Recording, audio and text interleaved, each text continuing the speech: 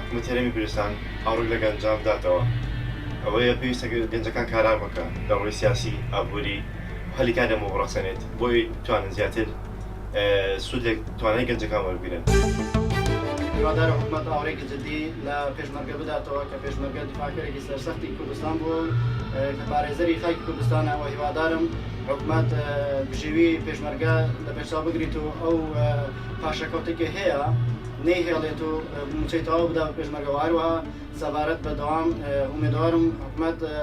چاوێک بخشێنەوە بەدەوامی پێشمەرگە. ئەم حیزبانە کەوا ئێستا لە کوردستانن ئەبێ چ بکەن ئەبێ ئێستاکە هەمووی پێکەوە دەستە ناو دەست وەکو برا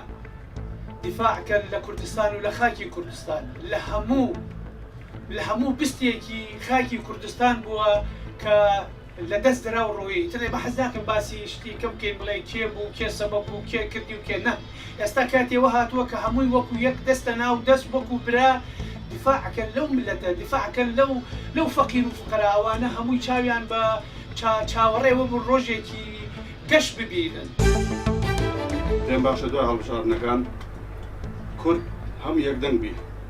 ئەو ناچەند ناکۆکان لە سەرەکان بگەڕێتەوە سەرهەرێمی کوردستان کورد یەکدەنگ بی هاوڵاتی نمرە دوو نەبین بە هاوڵاتی دەرەجەیەک بین.